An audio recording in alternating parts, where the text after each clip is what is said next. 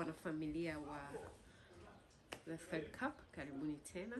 Leo tuna story, tunaanza rasmi sasa kutindua na kuchambua story tofauti za wadau. Sasa bila hata kucheleweshana muda, please follow us kwenye platform zetu YouTube, TikTok pamoja na Facebook. Tupo huko kwa wingi zaidi kuliko Instagram. So kwa sasa hivi unaweza kutufollow TikTok, unaweza kutufollow Facebook, unaweza kutufollow YouTube Third Cup au The Third Cup, yote unaweza ukatupata huko. Sasa na kuna history nimeikuta na nataka kuisoma kwa sababu comment yake inawezekana ni kitu ambacho wanawake wengi hatujui, how ni information ambayo hatuijui. Mimi mwenyewe nilikuwa sijui. Naomba nisome story yenyewe inavyosema.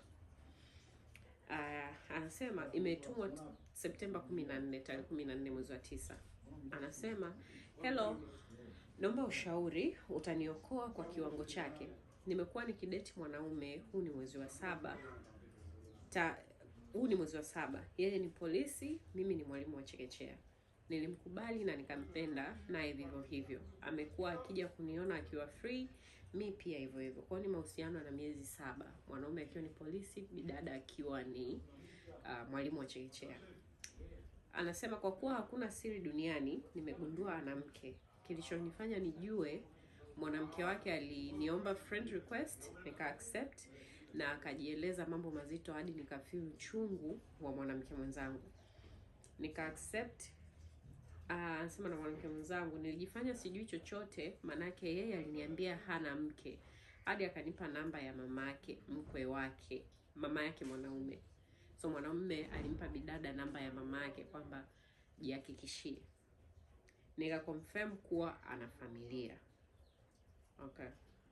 Manake mke wa yule polisi alivyomtafuta yule dada akampa mpaka namba ya mume wake ambaye ndio huyo polisi. Kwa dada alivyompigia yule mama akakonfirm kwamba kweli jamaa na familia. Niliudhika, nikamwambia tuachane, akafikiria ni jokes. Baada ya kurealize niko serious, akaja tukakaa, nikamweleza ukweli, lakini bado anasisitiza kuwa nikimwacha atakuja kunifanyia kitu kisha anajinyonga ndani kwangu. Nifanye nini?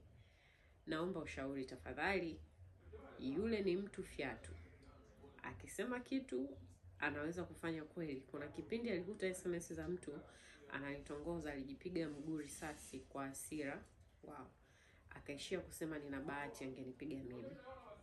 Kwa huyu mtu yuko kwenye abusive relationship ambayo pia ni controlling. So huyu mtu anakuambia yes, nina familia, lakini cha kunifanya huna, na kuondoka wewe huwezi kuondoka kwa sababu ukiondoka nitakufanyia kitu kibaya. Na kwa point aliyosema bidada ni kwamba akisema anafanya kitu atafanya. Kwa hiyo akisema atakumaliza, possibly atakumaliza kweli.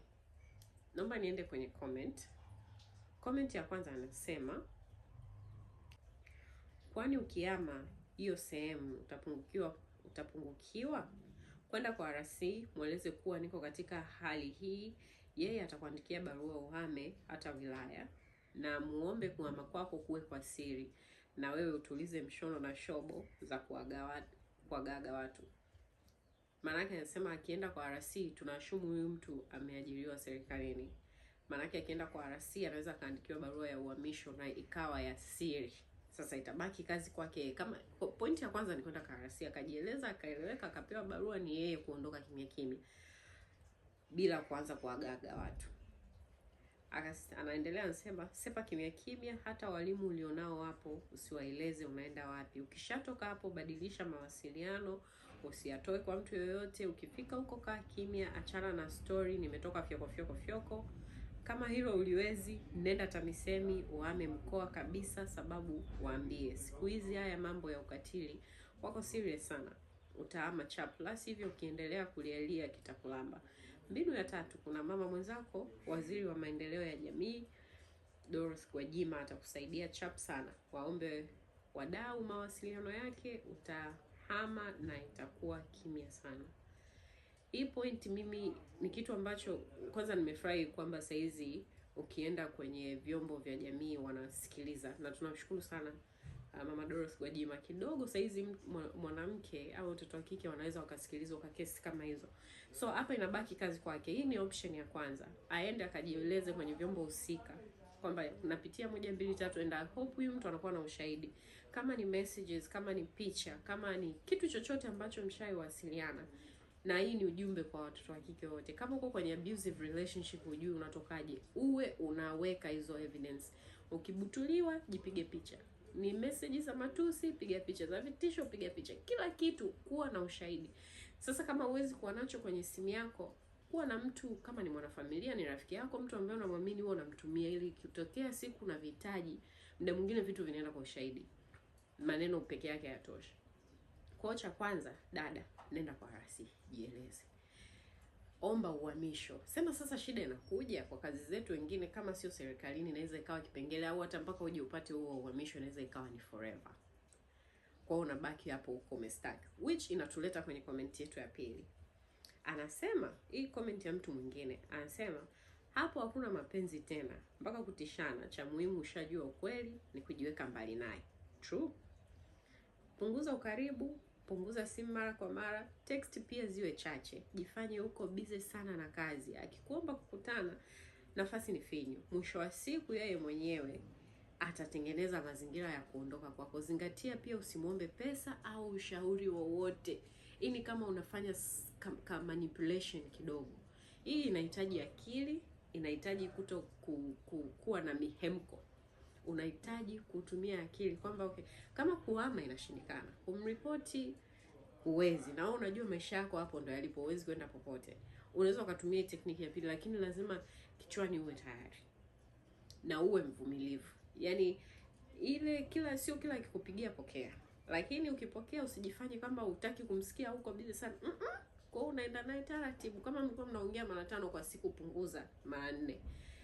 Punguza mara 3, punguza mara 2. Baadaye akishaona unaanza kama upo lakini haupo, baadaye mwenyewe anaanza kuchoka, naona unamletea tu mapuuza, anaanza kujipunguza kwako. Lakini sio uende tu kwa pupa ghafla upokee simu umemblock sijui nini. Hawa watu inabidi uende naye taratibu sana. Kwa hiyo akikutexti, badala ya kujibu hapo hapo, jibu baada ya masaa 2 3. Tena unaanza kusema mpenzi wangu naomba nisamee, nilikuwa nimetingwa sana, unaendeleaje na kazi? Ukishatuma hiyo, akitexti tena jibu kesho. So kulingana na ulivyomsoma na akili yake na mawazo yake, inabidi uanze kwenda naye taratibu. Ndio maana nikasema hii inahitaji akili na maarifa na utulivu. Na ndio maana nikasema ni kama manipulation, yaani kama manipulation fulani hivi kadogo. Kwa kati ya hizo njia mbili, moja, ye mwenyewe aachane na wewe, kwa sababu anaona sasa unajikuta na uwe bize kweli, sio unadanganya uko bize. Kuwa bize kweli, tafuta kibiashara, tafuta vitu ambavyo akikuona kweli anasema uko bize kweli. Kama ni kwenda kwenye training, kama ni kuanzisha tuition na watoto, anything ambayo kweli itakufanya uwe bize, uta escape. Huyu mwingine anasema sio kwamba nakulaumu, ila kuna muda unatakiwa kuamsha akili yako ufanye kazi. Mtu tayari umejua ukweli, alafu anakuja kukutishia maisha, unashindwaje kumchukulia hatua? Unadhani kwa mwendo huo huko mbele kutakuwaje? Anaweza kukufanyia unyama wowote na akakutishia kukuua endapo utamwambia yoyote, na wewe ukaendelea kuumia kisa woga. Hii na comment ya kwanza ni kwamba sasa shida inakuja, utaenda kumripoti mtu ambaye tayari ni polisi, nani anakusikiliza? Wanawake hatusikilizwi sehemu nyingi, especially kwa nchi za Kiafrika. Hatusikilizwi tunapokuwa na matatizo ya abusive partners ambao wapo kwenye vyombo vya au ambao wako powerful. Inakuwa kidogo kipengele hata kusema unasikilizwa, actually inaweza hata backfire. Ila akichukua ushauri wa kwanza na wa pili, inaweza ikamsaidia mno akaondoka. Yaani wanawake siku hizi wanauliwa jamani.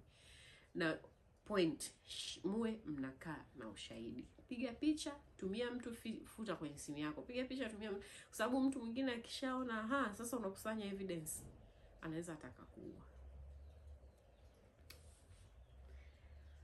But tuambie hapo chini kwenye wewe unaona afanyeje huyu mtu, au ungekuwa kwenye kiatu chake ungefanyaje? So hii ndio inafungulia story yetu ya kwanza. Tumeanza heavy. Pole kwa mtu ambaye itamtrigger. Najua watu wengi wako sana kwenye abusive relationships, lakini wanakosa sehemu za kuongelea. Kwa hiyo tutakuwa tuna segment ambazo tutakuwa tunasoma story ambazo watu wanapitia manyanyaso kwenye mahusiano. hii ni sensitive kidogo, kwa tutakuwa tuna siku moja ambazo tuna hizi story na tutakuwa tuna share live moja ambayo tutakuwa tunasoma hizi story live. Kwa kama unapitia manyanyaso kwenye mahusiano yako na unataka misaada zaidi, kwa sababu kama hapa hii comment ya kwanza imejenga zaidi kwamba unaweza kuna vyombo na saizi vinachukuliwa serious. Inawezekana wanawake wengi huko nje hawajui. So share kwenye comment yako hapo chini, wewe unafikiria nini, au kama kukuta wewe ulifanya nini. Tutapitia kila comment. Bye.